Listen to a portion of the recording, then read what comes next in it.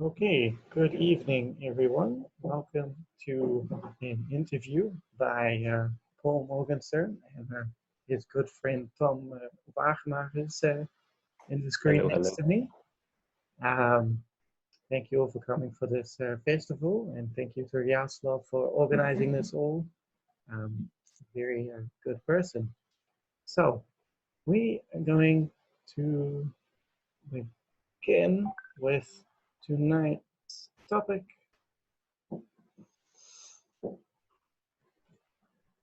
And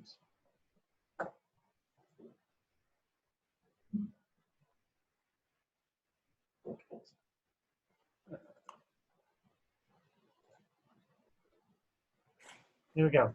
Tonight's topic, going from amateur to pro in dealing with amateur media. So, first off, I will properly introduce myself. My name is Paul Morgenstern, as I said. I'm 25 years old.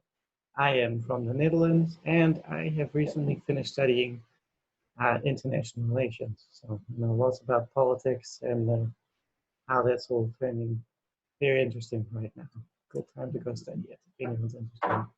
Um, my main hobbies include cooking, wine, so I'm very keen to try Georgian wine when I'm over in Ukraine, if we're able to push that through. Reading, history, and of course, films, TV series.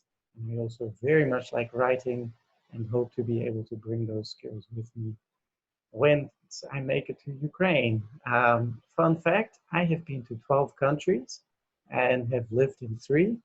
And hopefully, once I get to Ukraine, it will be the 13th country that I've been and the 4th country that I've lived in for quite a while. So, fun fact. Not a fun fact. I was actually not born in the Netherlands, but in New Zealand. So I'm actually half Dutch and half New Zealand or Kiwi. Yeah, it's complicated, so don't ask too many of those questions. It's, uh, it's a very interesting story. So here you can kind of see the difference. One has very green and a lot of water. The other one very spacious and lots of mountains. Very, very two interesting countries to be associated with. Okay, the guest who you have seen is Tom Wagenmakers. He's a very good friend of mine. He, at the moment, is a Dutch PhD student in political administration, the University of Warsaw in Poland. So he also knows Almost lots about. correct. So he also knows lots about politics. He is even more of a world traveler than I am, and to document all his world traveling, he is a part-time blogger. He makes a lot of photos and puts them on Instagram. Um, and he's also written some very professional pieces, which one even made into one of his local newspapers in his hometown, which, if I'm not mistaken, was also about a political issue within Ukraine. So Okay, that's he, true. he has some experience with going from writing what he loves to writing something that is actually gets published in the real world. So hopefully these stories will be able to inspire all the young people wanting to write this year within the project. And he's also likes his craft beers and cats. Um, Yeah, we got yeah, 4 cats at home. yeah, it's too many cats, but that's my opinion. Yeah, so as I said, he loves writing travel blogs, political blogs. He's a really cool one from his recent trip in Armenia over the post-Soviet architecture. It was very interesting, at least I thought so. Has very impressive Instagram followers. The university we both studied at used some of those photos in promotion, and if I'm not mistaken, also had one company reach out to try and use his photos for their promotion. So he also can tell us all about how that sort of stuff there. And as I said, he had one of his interviews or blog posts that he kind of expanded on, got published in his hometown local newspaper. And he also was working with digital storying program in Georgia before he started his PhD. So he also has some very interesting things to tell us about that. So that is the beginning, and this is more the concluding. Thanks to everyone, but we can do that in the end. And now we will begin with the interview. So first question to Tom. What types of amateur media have you produced in your life? And what sort of challenges did you have when producing them? I would say I mostly did photographs on travel blogs. So I started out with my little travel blog and also posted like the pictures I posted on a blog on my Instagram. That's most of the amateur media that I've produced in my life. Like you said, like through writing my blog, I discovered that I really liked like journalism, so to say. So I started to interview people and stuff for my blog as well. And then at one point I figured out like, hey, can't I ask this local newspaper like, hey, I'm in Moscow now. There's this conflict going on. Let me try to write about it, and they agreed, which is really cool. And of course, I sent them my blog, and they could see what I wrote, and they like the style apparently. So they were like, okay, you can try to impress us, and that worked. But I only had it was one part for about the Russian-Ukrainian conflict in the Sea of Azov. And after that, I published an opinion article in the newspaper. So that was about it. Afterwards, I started to try to do journalism, but it didn't really work out because of several reasons. But yeah, so it's 2 publications in newspapers, and the rest is just blogs and pictures. So, and if you ask about the difficulties, do you mean like the difficulties I have with publishing in a newspaper, or just the general sort of challenges you had, whether it's like writer's block or trying to work out what to write about, or challenges maybe with technology. I mean, it's a given, like getting it published is already a challenge in itself without like good connections, but the more sort of general problems that you had getting it to the point where it could have been published. Yeah, so what I usually do when I write something for my blog is I go out on the streets and I start to take pictures. So then I start to edit the pictures, and then after I edit the pictures, there's a certain atmosphere I want to give to the post, and then the thing is you have to create a story with this, right? And what I always try to do in my blog is that I don't want the blog to be about myself. It's more about memories I have about a certain place, but I want to put the people who live in the place in focus, you know, like for example, when I went to Chernobyl, I didn't want to write about my experience, but I want to write about the people who cleaned up all the nuclear waste and stuff like this. So that's the first challenging thing, I would say, the creation of the story itself. Because it's not always that easy, you know, you have to create something out of nothing, basically. So that takes a while. And, you know, the editing of the pictures, if you have like a shit ton of pictures, it takes a really long time before you edit them all. And that's a big challenge as well, I would say. And then if you want to interview people for a story, that's also, it can also be difficult, you know, because you have to think about the questions beforehand, and then you actually have to approach the people. And especially, for example, in Western Ukraine, when I was there, it's a bit tricky because, you know, you know that people don't really like Russian there. I don't speak Ukrainian, so it's like, hey, how do I approach these people without making them angry? So, like, yeah, sometimes I do have writer's block in the sense that okay, I have these pictures. Do I actually have something to say? Is there something in this city that really speaks to me, or is there not? You know, then it can take a couple of days to write. Also, it's been a while since I did my last post because of COVID-19. I left my camera somewhere else, and I could only recently pick it up. So I'm thinking about writing and taking pictures again.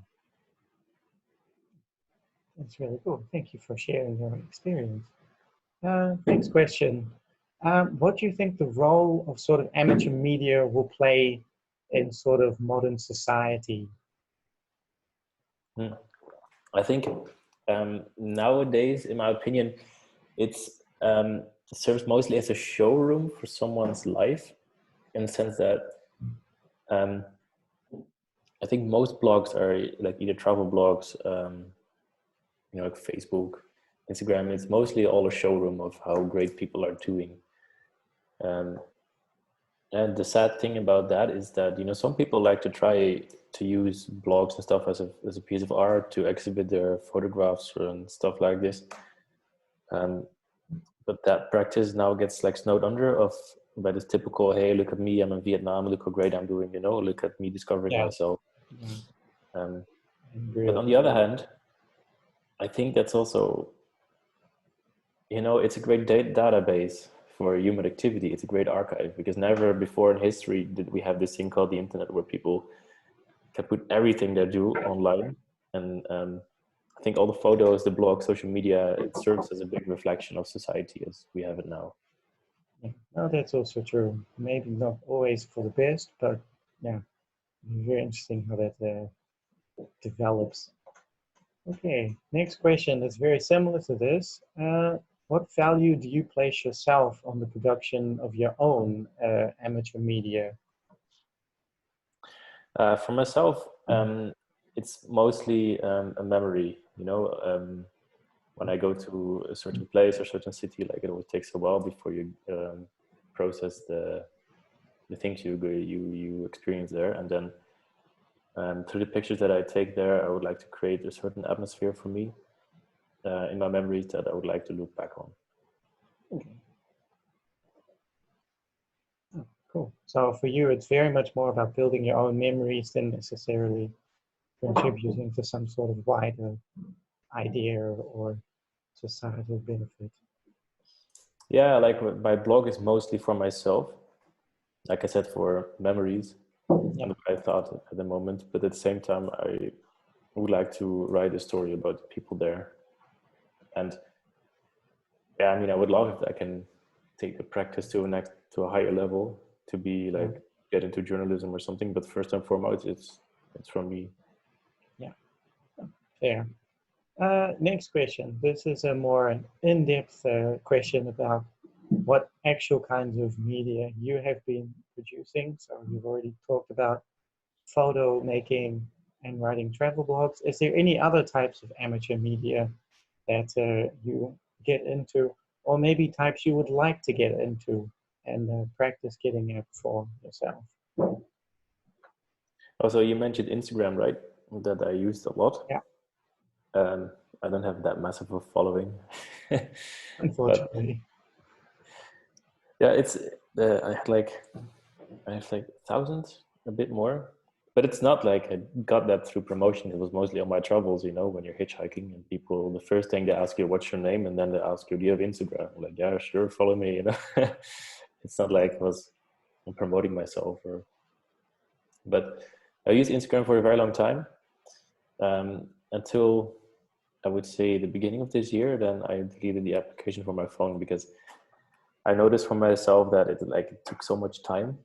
You're just looking at stories without doing anything. So I was like, yeah, I'd also rather live in the real world instead of in the screen, So I kind of gave up on Instagram, I would say. But for my pictures, I would still use my blog. For my stories and pictures, I would still use the blog. And I promote the blog through Facebook, which most of the people on Facebook, my followers, they read it there. So, but other than that, other media things I would like to get into, I'm not really sure. Now, if there would be something new that would be coming up, I would like to try it. But as far as I can see, there's not really anything new popping up, like something that can replace Instagram, or maybe Medium. It's a writer's thingy. Okay, I've not heard of that. But you're not planning on making any little short video dance moves on TikTok or? No, God, no. But then again, with my blog, I've tried to gain a following, and I've had when I was regularly posting, like I said, because of COVID, not really anymore, but when I was regularly posting, I had about 200 readers per month, which is, for me, I was like, oh, that's quite cool, you know? It's not bad. Yeah. But then again, for example, if you try to get on new media, like Medium, like you have to build up that following again. And that's something I would like, it took me a while to create this blog, you know, and to get where I am now. So Yeah. it's kind of like a hill to look up to. Yeah, no, it's understandable not to continuously having to build up new followings every time you download Yeah, your app. Okay. What has been your most successful creation, either professionally or personally? yeah. So my most professional, I would say, it was the newspaper article about the conflict between Ukraine and Russia on the Azov Sea. That was like a super cool moment because it was like, you know, actually that was the moment I was like, okay, people actually consider my writing as a good, you know, that I can do something more with it if I would want to. That was like personal and professional. My publication wise was the best. Yeah. The best blog post I had was about the Soviet legacy of the Mongolian capital, Ulaanbaatar. The boss of the NGO where I was doing an internship at the moment, he shared it, and he had like a massive amount of following on Facebook and Twitter, so they all read my thing. So I got like a huge boost in my readers. So I was like, yes, yes, yes. Oh, it's also always nice. Yeah, exactly. Thanks. Okay, trials and tribulations. We touched on this about the most challenging parts of creating your own media.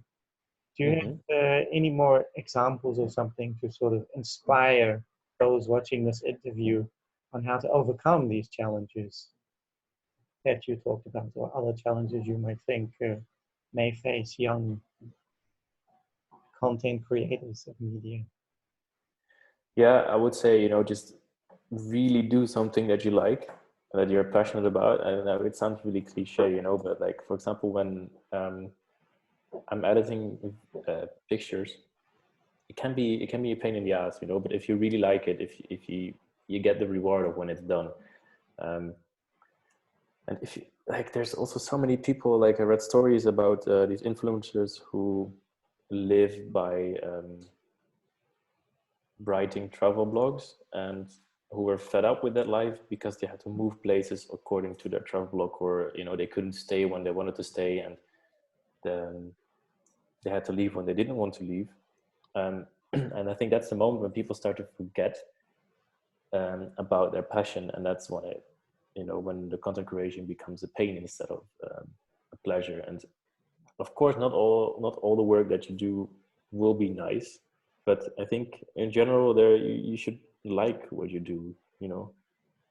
So I think the moment you have a passion for something, it starts to get easy to work on it. Like,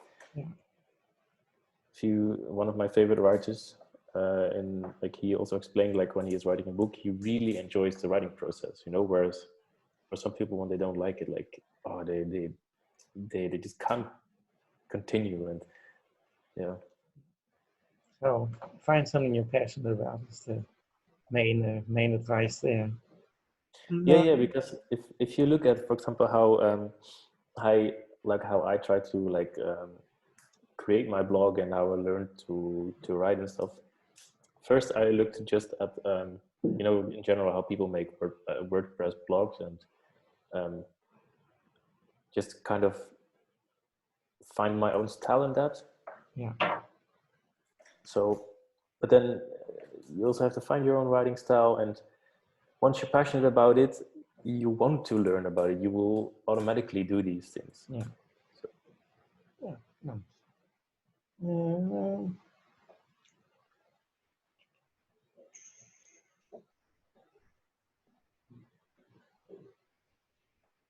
Just looking at the questions that we have here. No, I think we've covered most of them. The one I've written here, we already covered up the front. So with that, we will wrap up this interview. Thank you very much. Have you got Yeah. any final words of encouragement you would like to Yeah, never give up. tell to our audience? Yeah, Never got, and don't wait to start. Just do it. You know, like everyone starts from somewhere. just like the Nike ad, just do it. Exactly. Click in there. And if people wanna see my blog, like get inspiration from that, it's also possible, of course. Yes, that's fine. I will make sure to send some links so anyone wants to check out the work. Definitely can. All right. Thank you very much, Tom. It was a Yeah, very thank you very much. informative interview. Hope that everyone here tonight enjoyed and was inspired to go and start writing their own blogs with this. As I said, special shout out to Jaroslav for organizing all this, and hopefully we will see you all soon. Good night, everyone. Ciao.